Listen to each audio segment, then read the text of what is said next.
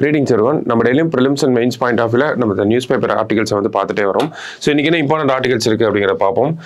So first என்ன கொடுத்துருக்காங்க அப்படின்னா டெல்லி பிராயில்ஸ் அப்படின்னு சொல்லி கொடுத்துருக்காங்க. அதாவது இந்தியாவிலே ஹையஸ்ட் எவர் ரெக்கார்டட் டெம்பரேச்சரா 52.9 டிகிரி செல்சியஸ் வந்து எங்க ரெக்கார்ட் ஆயிருக்கு அப்படின்னு பார்த்தோம்னா நமக்கு நம்ம கேபிட்டல் டெல்லியில தான் வந்து ஆயிருக்கு. ஓகேங்களா? ஸோ டெல்லியிலையும் குறிப்பாக பார்த்தோம்னா இந்த முங்கேஷ்பூர் அப்படிங்கிற இந்த பகுதியில் வந்து 52.9 டிகிரி செல்சியஸ் வந்து ரெக்கார்ட் ஆயிருக்கு. ரெக்கார்டட் டெம்பரேச்சர் வந்து 52.9ல இருக்கு. இந்தியாவில் இது என்ன சொல்றாங்க அப்படின்னா இந்தியாவில் இது வரைக்கும் இவ்வளவு டெம்பரேச்சர் அப்படிங்கிறது ரெக்கார்ட் ஆனதே இல்லை. இந்தியன் ரெக்கார்டட் ஹிஸ்டரியில இந்த மாதிரி ஆனதே இல்லை அப்படிங்கிறத சொல்றாங்க. So 52.9 degree Celsius. ஓகேவா? ஸோ நோட் பண்ணி வச்சுக்கோங்க அதை. ஸோ அடுத்ததா பார்த்தோம்னா நமக்கு தேர்ட் ஃபேஸ் ஆஃப் எக்ஸ்கவேஷன் அப்படிங்கிறது எங்கன்னா வேம்பக்கோட்டையில் வந்து ஆரம்பிக்க போகுது. வேம்பக்கோட்டை அப்படின்னு எடுத்துக்கிட்டோம்னா நமக்கு வேம்பக்கோட்டை விருதுநகர் மாவட்டத்தில் வந்து இருக்கு. ஸோ வேம்பக்கோட்டை அப்படின்னு எடுத்துக்கிட்டோம்னா விருதுநகர் மாவட்டம் வைப்பார் நதியில் வந்து வைப்பார் நதி பக்கத்தில் இருக்கக்கூடியது. ஸோ அப்படி பார்த்தோம்னா நமக்கு எல்லாமே விவிவி அப்படின்னு சொல்லி வரும். வேம்பக்கோட்டை விருதுநகர் வைப்பார் அப்படிங்கிறத ஞாபகம் வச்சுக்கோங்க. ஓகேங்களா? ஸோ வேம்பக்கோட்டை விருதுநகர் மாவட்டம் வைப்பார் நதிக்கிற பக்கத்தில் இருக்கக்கூடிய ஒரு விஷயம் தான். ஸோ ஃபர்ஸ்ட் ரெண்டு ஃபேஸ் ஆஃப் எக்ஸ்கவேஷன்ல என்னெல்லாம் கண்டுபிடிச்சிருக்காங்க அப்படிங்கிறத நமக்கு கொடுத்துருக்காங்க. ஓகேங்களா? சோ நமக்கு அந்த கார்னீலியன் பீட்ஸ், பாட்ரிஸ், இந்த மாதிரி நிறைய விஷயங்கள் நம்ம ஐ மீன் நார்மலா எக்ஸ்கவேஷன் பண்ணா என்ன மாதிரியான விஷயங்கள் எல்லாமே கிடைக்குமோ அதெல்லாம் கண்டுபிடிச்சிருக்காங்க. ஸோ அயன் அண்ட் காப்பர் ஆப்ஜெக்ட்ஸ்லாம் கண்டுபிடிச்சிருக்காங்க அப்படிங்கிறதெல்லாம் கொடுத்துருக்காங்க. ஓகேவா? ஸோ அந்த வகையில் பார்க்குறப்ப இந்த ஃபைண்டிங்ஸை வச்சு நம்ம அனலைஸ் பண்ணி பார்க்குறப்ப அந்த மக்கள் வைப்பார் நதிக்கரையோட இருந்த அந்த மக்கள் வந்து அரௌண்ட் 2000 இயர்ஸ்க்கு முன்னாடி இருந்திருக்கலாம் அப்படிங்கிற ஒரு செய்திகளையும் நமக்கு கொடுக்குறாங்க. So third phase of excavation அப்படிங்கிறத நமக்கு பட்ஜெட்ல கூட சொல்லியிருந்தாங்க. வேம்பக்கோட்டையிலும் எக்ஸ்கவேஷன் ஆரம்பிக்க போறோம் அப்படிங்கிறத சொல்லியிருந்தாங்க. அந்த வகையில் ஸ்டார்ட் ஆக போகுது. அதற்கான பணிகள் ஆரம்பிச்சிருச்சு அப்படிங்கிற செய்தியை நமக்கு கொடுத்திருந்தாங்க. ஓகேவா? சோ முக்கியமானது வேம்பக்கோட்டை, விருதுநகர், வைப்பார் நதி அதெல்லாம் பார்த்து வச்சுக்கோங்க. ஆர்கியாலஜி ரிலேட்டடா நமக்கு யூஸ் ஆகும். சரிங்களா? சோ அடுத்ததா பார்க்குறப்போ அடுத்த முக்கியமான செய்தியா என்ன கொடுத்துருந்தாங்கன்னா இந்த எடிட்டோரியல் வந்து கொடுத்துருந்தாங்க. ஓகேவா? ஸோ எடிட்டோரியல் என்ன சொல்லியிருப்பாங்க அப்படின்னு பார்த்தோம்னா நமக்கு சமீபத்தில் ஒரு 2-3 நாளாவே பார்த்தோம்னா இந்த ஃபயர் ஆக்சிடென்ட்ஸ் அப்படிங்கிறது இந்தியாவில் அதிகமாக வந்திருக்கும். ஓகேங்களா? ஸோ அப்போ இந்தியாவில் ஏன் ஃபயர் ஆக்சிடென்ட்ஸ் ஒரு ரிப்பீட்டட் இன்டர்வல்ஸில் ஒரு சில டைம் பீரியடுக்கு அப்புறமா பார்த்தோம்னா நிறைய ரிப்போர்ட் ஆகும். திடீர்னு கொஞ்ச நாளைக்கு ரிப்போர்ட்டே ஆகாமல் இருக்கும். மறுபடியும் நிறைய ரிப்போர்ட் ஆகும். இதுதான் நம்ம ரிப்பீட்டட் இன்டர்வல்ஸில் நிறைய கேசஸ் வந்து ரிப்போர்ட் ஆகுது அப்படிங்கிறது சொல்றோம். ஓகேவா? ஸோ அந்த வகையில் இந்தியாவில் என்ன மாதிரியான ரெகுலேஷன்ஸ் வச்சிருக்காங்க, ஏன் இந்தியாவோட ஃபயர் சர்வீஸ் செக்டார் அப்படிங்கிறது அந்த ஃபயர் சர்வீஸ் அப்படிங்கிறது இன்னமும் வந்து ரொம்ப ஒரு பின்தங்கிய நிலையிலே இருக்கு. மற்ற செக்டாரை பொறுத்தது கம்பேர் பண்ணி பார்க்குறப்போ நம்மளோட ஃபயர் சர்வீஸ் செக்டார் அப்படிங்கிறது ரொம்ப பேக்வேர்டாக தான் இருக்கு. அதை நம்ம அக்செப்ட் பண்ணிக்கிட்டு தான் ஆகணும். ஓகேங்களா? ஸோ ரொம்ப பேக்வேர்டாக இருக்கக்கூடிய இந்த செக்டாரை எப்படி டெவலப் பண்ணலாம், அதுக்கு என்ன மாதிரியான விஷயங்கள் தேவை, அண்ட் தென் ஃபயர் ரெகுலேஷன்ஸ் என்னென்னலாம் இருக்கு அப்படிங்கிறதெல்லாம் நம்ம பார்ப்போம். சரிங்களா? ஸோ அந்த வகையில் பார்த்தோம்னா நமக்கு ராஜ்கோட் குஜராத்தில் அதே மாதிரி பார்த்தோம்னா டெல்லியில பார்த்தோம்னா ஒரு சம்பவம் நடந்துச்சு. ராஜ்கோட்ல என்ன நடந்துச்சு அப்படின்னா ஒரு விளையாட்டு மைதானத்துல வந்து ஒரு ஃபயர் ஆக்சிடென்ட் அப்படிங்கிறது நடந்துச்சு. அதுல ஒரு 20-30 மக்கள் இறந்து போயிட்டாங்க. அதே மாதிரி பார்த்தோம்னா டெல்லியில ஒரு குழந்தைகள் மருத்துவமனையில வந்து ஒரு தீ விபத்து அப்படிங்கிறது ஏற்பட்டுச்சு. அதுல பார்த்தோம்னா ஒரு 6 பச்சிளம் குழந்தைகள் வந்து இறந்து போயிட்டாங்க. ஓகேங்களா?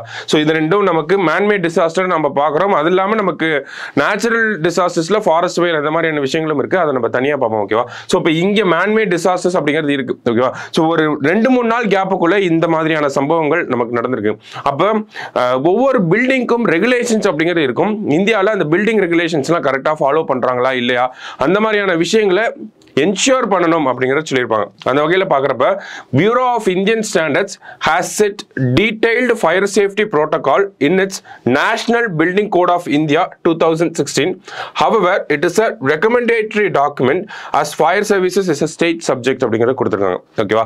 அதாவது நமக்கு இந்த பியூரோ ஆஃப் இந்தியன் ஸ்டாண்டர்ட்ஸ் அப்படிங்கிற ஒரு அமைப்பு, அதை பத்தி நம்ம எல்லாருக்குமே தெரியும். ஓகேவா? ஸோ அவங்க என்ன சொல்லியிருக்காங்க அப்படின்னு பார்த்தோம்னா national building code of India, ஒரு பில்டிங் இருக்கு அப்படின்னா அதுக்கு என்ன மாதிரியான எவாக்குவேஷன் ப்ரொசீஜர்ஸ் இருக்கணும், எமர்ஜென்சி எக்ஸிட் எங்கெல்லாம் இருக்கணும், ஃபயர் ஆக்சிடென்ட் வராமல் இருக்கிறதுக்கு என்ன மாதிரியான விஷயங்கள் பண்ணணும், அந்த மாதிரி நிறைய விஷயங்களை பத்தி பேசக்கூடிய ஒரு டாக்குமெண்ட் தான் இந்த national building code of India அப்படிங்கிறது.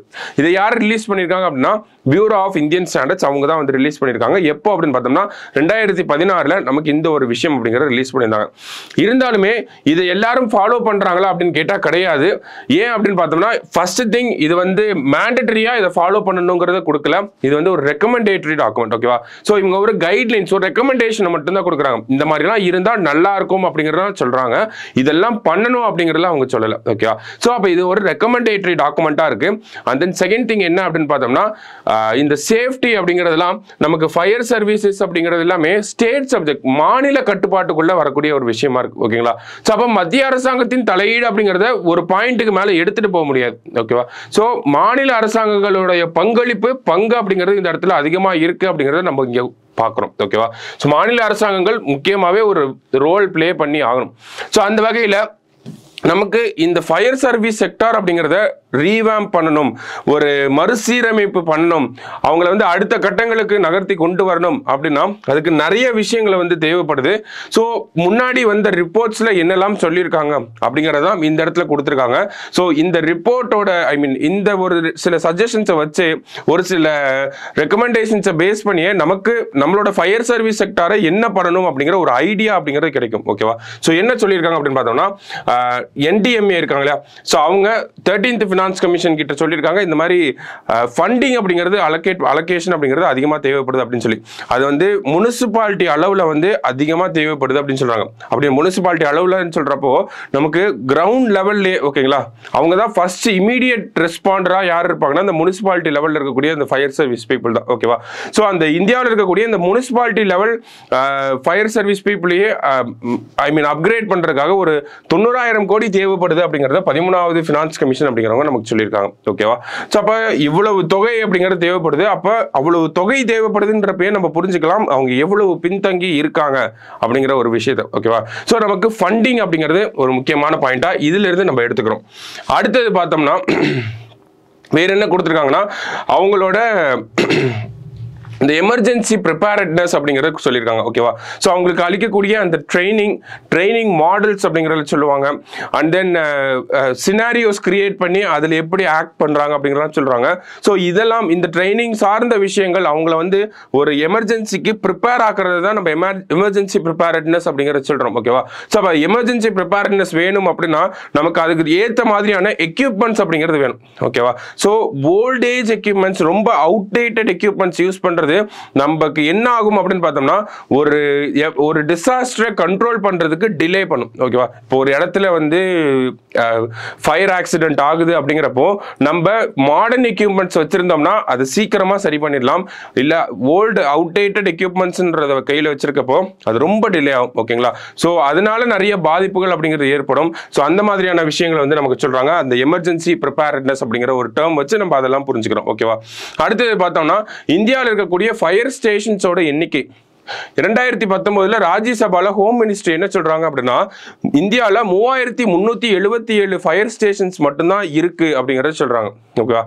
அப்ப இந்தியாவோட பாப்புலேஷனுக்கு இந்த ஃபயர் ஸ்டேஷன்ஸ் கரெக்டா அப்படின்னு கேட்டா கரெக்ட் இல்லை. ஓகேங்களா? ஆல்ரெடி அதில் மட்டும் இல்லாமல் பார்த்தோம்னா இப்போ கன்ஸ்ட்ரக்ஷன்ஸ் எல்லாமே வந்து இன்க்ரீசிங் ஸ்பீடில் போயிட்டு இருக்கு. ஓகேங்களா? கன்ஸ்ட்ரக்ஷன்லாம் எக்ஸ்போனென்ஷியலாக இன்க்ரீஸ் ஆகிட்டு இருக்கு. அந்த வகையில் பார்க்குறப்போ நமக்கு அதுக்கு ஏற்ற மாதிரி ஃபயர் சேஃப்டி ஆஃபீஸர்ஸ் அப்படிங்கிறதும் இன்க்ரீஸ் ஆகணுங்கிறத இந்த ஒரு பாயிண்ட்லேருந்து நம்ம புரிஞ்சுக்கணும். ஓகேவா? அப்போ நம்பர் ஆஃப் ஃபயர் ஸ்டேஷன்ஸ் அப்படிங்கிறது கம்மியாக இருக்கப்போ ஃபயர் ஸ்டேஷன்ஸில் இருக்கக்கூடிய ஃபயர் சர்வீஸ் பீப்புள் அப்படிங்கிறவங்க அதை விட கம்மியாக இருக்காங்க. ஓகேவா? ஸோ 3377 ஃபயர் ஸ்டேஷனுமே அதனுடைய ஃபுல் கெப்பாசிட்டியில் இயங்குதா அப்படின்னு கேட்டால் கிடையாது. ஓகேவா? ஸோ அங்கேயும் வேகன்சிஸ் அதிகமாக இருக்கு. இல்லை போதும் இவ்வளவு பேர் போதும் அப்படிங்கிற ஒரு மனப்பான்மை இருக்கு. ஸோ அதெல்லாம் மாற்றி அமைக்கக்கூடிய ஒரு கட்டாயத்துக்கு நம்ம வந்திருக்கோம் அப்படிங்கிறத சொல்லியிருக்காங்க. So this is the right time to act அப்படிங்கிறதையும் நமக்கு கொடுத்துருக்காங்க. ஓகேவா? ஸோ அந்த மாதிரி ஃபயர் சர்வீஸ் ரெக்ரூட்மெண்ட் அப்படிங்கிறதும் தேவைப்படுது. இதெல்லாம் தான் இந்த இடத்துல இருந்து நம்ம எடுத்துக்கக்கூடிய விஷயங்களா இருக்கு. அப்போ இந்த இடத்துல ஃபயர் சர்வீஸ் ஒரு ஃபயர் வருது, ஒரு பில்டிங்ல எரியுது அப்படின்னு பார்த்தோம்னா ஸோ நம்ம என்ன சொல்றாங்க, ஒன்று building code of national building code அந்த ஒரு விஷயம் இருக்கு. அதே மாதிரி ஃபயர் அந்த ஒரு ஹேப்பனிங் ஒன்று இருக்கு, அதுக்கு எப்படி ரெஸ்பாண்ட் பண்றது அப்படிங்கிற ஒரு விஷயம் இருக்கு. ஓகேங்களா? ஸோ இந்த ஹேப்பனிங் அப்படிங்கிறத அரசாங்கம் தான் அவங்களோட மெஷினரியை வச்சு அவங்களோட அரசு இயந்திரத்தை வச்சு இந்த மாதிரியான ரெகுலேஷன் ரெகுலேஷன்ஸ் எல்லாம் கொண்டு வந்து அந்த ரெகுலேஷன்ஸை கட்டாயப்படுத்தி அப்படிதான் அதை அந்த ஒரு ரெகுலேட்டடாக நம்மளால பண்ண முடியும். சரிங்களா? ஸோ அதுக்கு எப்படி ரெஸ்பாண்ட் பண்றது அப்படிங்கிறது ஒரு விஷயம் இருக்கு. ஓகேங்களா? ஸோ தவிர்க்க முடியாத விபத்துகள் ஏற்படுது அப்படின்னா அதுக்கு தயார் நிலையில நம்மளோட எமர்ஜென்சி டீம் இருக்காங்களா அப்படின்னு கேட்டா இதெல்லாம் பார்க்குறப்போ எமர்ஜென்சி டீம் அந்த ஃபயர் சர்வீஸ் டீம் அப்படிங்கிறது தயார் நிலையில இருக்க முடியல அப்படிங்கிறது தான், தயார் நிலையில இருக்க இன்னமும் நிறைய தேவைப்படுது அப்படிங்கிறத நம்ம புரிஞ்சுக்கிறோம். ஓகேங்களா? ஸோ நமக்கு இந்த ஃபயர் அண்ட் சேஃப்டி அப்படின்னு ஏதாவது கொஸ்டின்ஸ் வருது, இல்லை இந்தியாவில் அதிகமான ஃபயர் ஆக்சிடென்ட்ஸ் நடந்துட்டு இருக்கு, நமக்கு இதை ரிலேட் பண்ணி நமக்கு ஏதாவது கொஸ்டின்ஸ் கேட்குறப்போ நம்ம வே ஃபார்வர்ட் அப்படின்றத சொல்லி இந்த மாதிரியான ஒரு சில விஷயங்களை இம்ப்ரூவ் பண்ணுறப்ப ஸோ ஃபயர் ரிலேட்டடாக இந்த மாதிரி டிசாஸ்டர் ரிலேட்டடாக ஏதாவது கொஸ்டின்ஸ் கேட்குறப்போ நம்ம இதெல்லாம் வே ஃபார்வர்ட் அப்படிங்கிற தலைப்புக்கு கீழே கொடுக்கலாம். இதெல்லாம் கொடுத்தோம்னா இந்த மாதிரியான ஸ்டெப்ஸை எடுக்கிறப்போ நம்மளோட எமர்ஜென்சி ரெஸ்பான்ஸ் டீம் அப்படிங்கிறதும் அடுத்த கட்டங்களுக்கு நகர்வாங்க அப்படிங்கிறத நம்ம சொல்லலாம். ஓகேவா? ஸோ ஜஸ்ட் நோட் பண்ணி வச்சுக்கோங்க. மெயின்ஸ் பாயிண்ட் ஆஃப் வியூல தான் நம்ம பார்த்தோம். ஓகேவா? ஸோ அடுத்தது பார்த்தோம்னா இன்னொரு நியூஸ் இருக்கு. என்ன அப்படின்னு பார்த்தோம்னா நமக்கு ருத்ரா M2 அப்படிங்கிற ஏர் டு சர்ஃபேஸ் மிசைல். ஓகேங்களா? அது என்ன ஏர் டு சர்ஃபேஸ் மிசைல் அப்படின்னா ஒரு ஹெலிகாப்டர் இருந்தோ இல்லை ஒரு ஜெட்ல இருந்தோ லான்ச் பண்ணுவாங்க. அது சர்ஃபேஸ்னா தரையை நோக்கி அடிக்கும். ஓகேங்களா? ஸோ அதுதான் ஏர் டு சர்ஃபேஸ் மிசைல் அப்படின்னு சொல்றாங்க. அதை சக்சஸ்ஃபுல்லா டெஸ்ட் பண்ணி பார்த்துருக்காங்க. ஓகேங்களா? ஸோ எந்த ஏர் டு சர்ஃபேஸ் அப்படின்னு பார்த்துட்டோம். அப்போ ஏர்னா ஒரு ஜெட்ல இருந்து தான் நம்ம டெஸ்டிங் அப்படிங்கிறது நடந்திருக்கும். ஸோ அது என்ன ஜெட் அப்படின்னு பார்த்தோம்னா Su-30 MKI அப்படிங்கிற இந்த ஜெட்ல இந்த ருத்ரா M2 அப்படிங்கிற இந்த மிசைலை வச்சு டெஸ்ட் பண்ணி பார்த்துருக்காங்க. ஸோ அது சக்சஸ்ஃபுல்லாக டெஸ்டிங்காகவும் சக்சஸ்ஃபுல் டெஸ்டிங்காகவும் இருந்திருக்கு. ஓகேவா? ஸோ DRDO இந்த ஒரு டெஸ்டிங்காக பண்ணியிருக்காங்க. ஓகேவா? ஸோ அதுதான் இந்த ஒரு செய்தியில் பார்க்குறோம். ஜஸ்ட் என்ன அப்படிங்கிறத நோட் பண்ணி வச்சுக்கோங்க. அவ்வளோதான். ருத்ரா M2 அப்படின்னா ஏர் டு சர்ஃபேஸ் மிசைல், அதை நல்லா பார்த்து வச்சுக்கோங்க. சரியா? ஸோ இன்னைக்கு நியூஸ் பேப்பரில் இதெல்லாம் தான் இம்பார்ட்டன்ட் ஆர்டிகல்ஸாக இருந்துச்சு. நாளைக்கு நியூஸ் பேப்பரில் மீட் பண்ணலாம். தேங்க்யூ.